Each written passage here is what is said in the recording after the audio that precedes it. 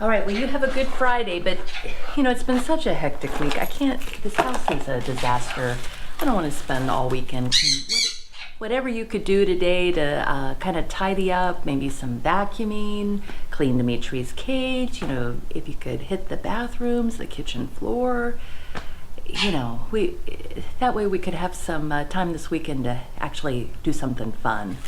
Could you do that for me?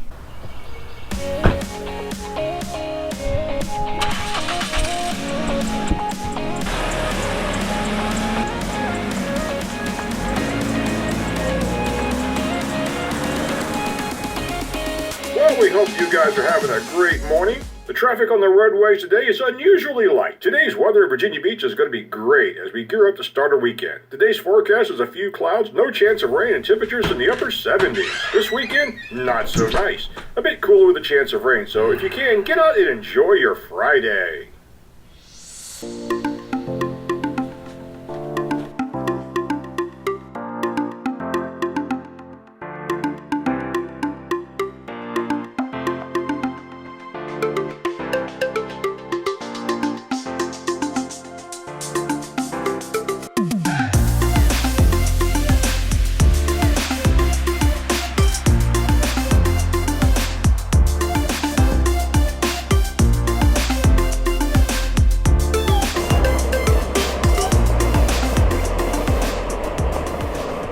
Hi guys, that little bit of a tongue-in-cheek intro wasn't exactly all tongue-in-cheek.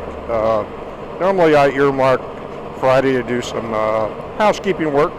Miriam's still working full-time and I'm not, so I try to help out and do some things around the house, and normally Friday's my day to do it.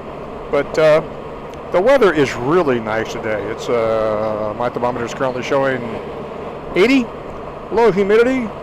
And the next couple of days is going to be cooler and rain, so I decided I'll shift my my housekeeping chores to the weekend. So hope I won't get in too much trouble for that. So where are we heading today? I have not been to the north end of the city in some time. I take advantage of one of my favorite haunts, First Landing State Park, formerly known as Seashore State Park. I'm not sure when they actually changed the name, but First Landing gets its name because that's when the first European settlers from the English colonies first landed in the New World, which is the United States.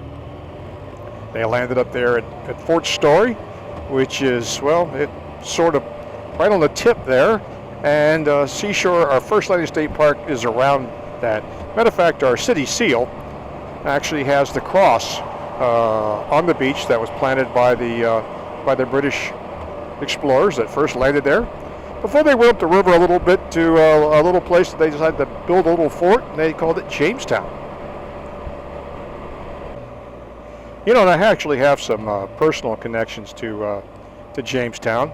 A couple of years ago I did my family tree, and I have, on my mother's side, traced two lines of my family back, one all the way to Jamestown, one of the first boats that landed there. Was going back 10 generations.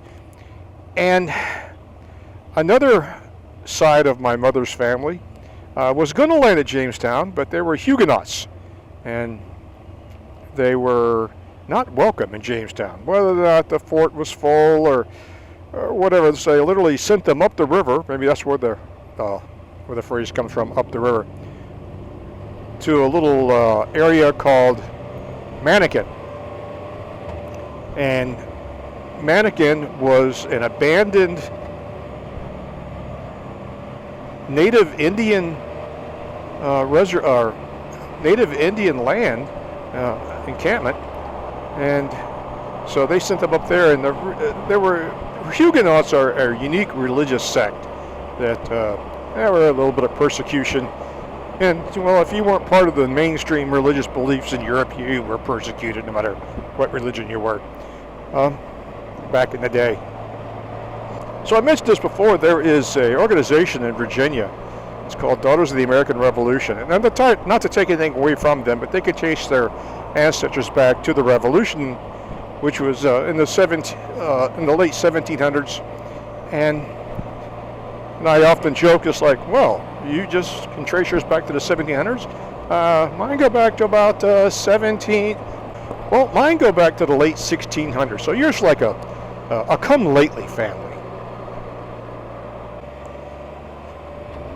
One of the questions I seem to be getting relatively common nowadays on the channel has to do with my ability to receive my Sirius XM satellite radio while on the Spyder.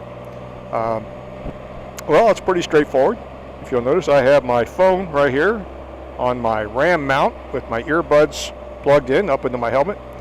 It serves two purposes. It makes the ride a little bit more quieter, so therefore comfortable. And I can also listen to some music as I choose to.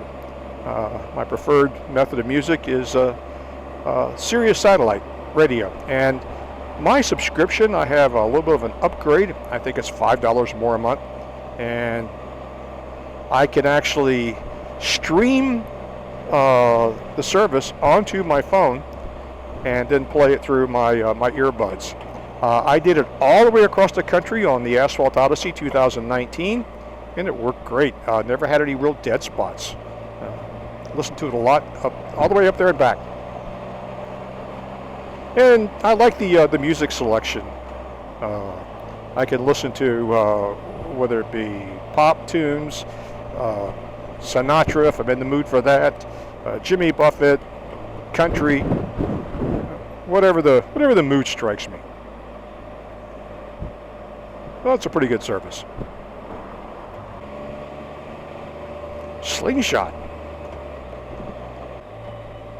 Speaking of slingshots, I am aware that there is now a place here at the oceanfront that rents them. Google slingshots for rent, Virginia Beach. You'll come up their website. I've checked to see if they offer Spyders. They don't. I'm constantly checking for a place that rents Spyders, and right now I'm only able to find one. There is a franchise company called Eagle Rider that rents all types of motorcycles and similar gear, and I have found one up in New Jersey that rents the Spyder. I actually called them, and they said that there was no demand for the Spyder until they got rid of all the Spyders, and then the phones have been ringing off the hook, so maybe they're going to be bringing them back sometime in the future. I don't know, but right now I'm not seeing it offered. Also, there is a dealership that has two outlets in the area of the Smoky Mountains, in the North Carolina side and the Tennessee side, that does rent Spyders. Right here at the intersection of Laskin Road and Pacific Avenue, actually it was one block, no, it was right here, where this Bank of America now stands. Used to be a little seaside amusement park. And I remember as a child coming up here when my family came to town. That was the only time we got to come. And the family wanted to come up here to the amusement park. One of the things they would have is a shooting gallery. And they would have 22 bolt-action rifles, one shot at a time. And they were shooting 22 shorts. And you could actually shoot a real gun in a shooting gallery. I don't know what the cost was, but it wasn't that much. And it was an outdoor venue. I mean, it was covered, but my word, this day and time, the concept of you walking up and giving a guy $1 and being given a couple of bullets for a live gun to just shoot, oh, people would go to prison for that now. And yet, nobody shot anybody at the oceanfront during that period. This is the 64th Street entrance into First Landing State Park, my preferred entry point.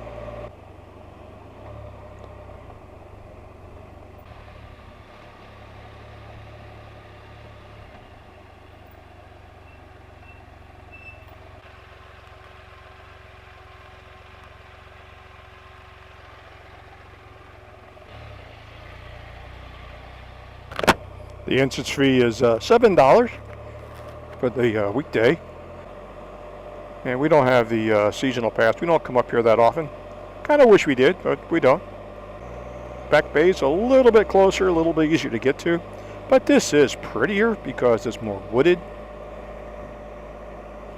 Hard to imagine a time when what is now the city of Virginia Beach was pretty much all like this, wooded, with just some trails cut through the landscape for the indigenous population.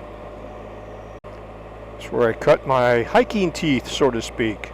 We would come back here, we would get our friends together and day pack with some lunch and get one of our parents to drop us off in the summertime when we were out of school.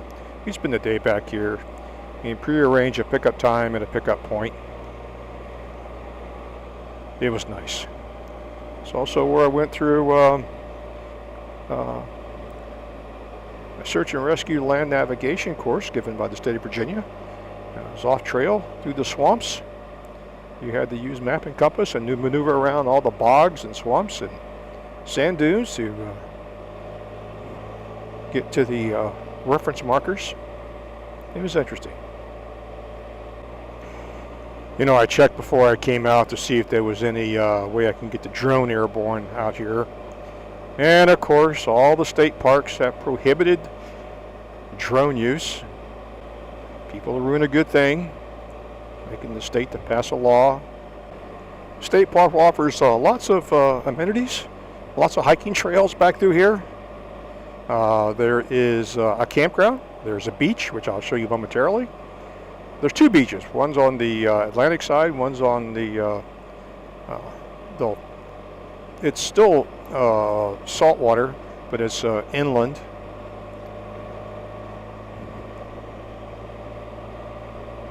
There's a camp store. There's a pavilion. Cabin rental. It's one of the few places you can actually camp on the beach. Well, not really on the beach, but really, really close.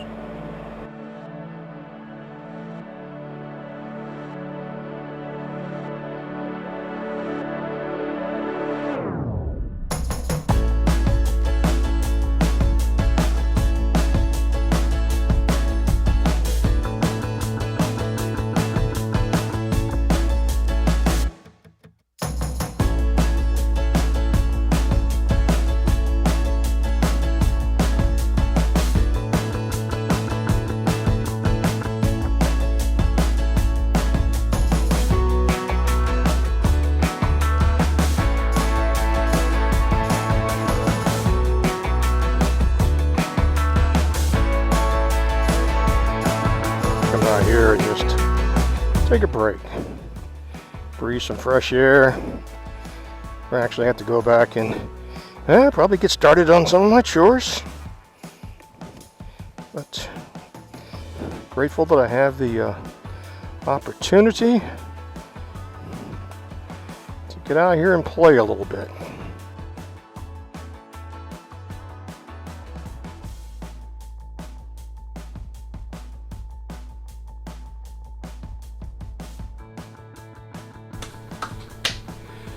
Well, guys, that's it for today's ride. You know, it's also hard to believe that this week marks the 4th anniversary of us bringing the Spyder home. It's hard to believe it's been 4 years, but it's been a good 4 years, and never would have thought it was possible at the beginning. It took a long time to get here. I think I missed a phone call. Uh-oh, it was Miriam. Hey, just thought I'd give you a buzz because we didn't talk about dinner this morning before I left. So just wondered what the plan for dinner is, and I hope you are just busy working on that task list. Maybe that's why you weren't able to pick up, which kind of a shame because it is a gorgeous day outside. I feel kind of bad. But anyways, give me a call when you get a chance. Bye-bye. Well, I may be in a little bit of trouble, but I'm gonna go inside and see what I can get done before she gets home, and then I think I'll take her out to have a nice dinner out. So that's the plan. So catch you guys next time. Thanks for watching.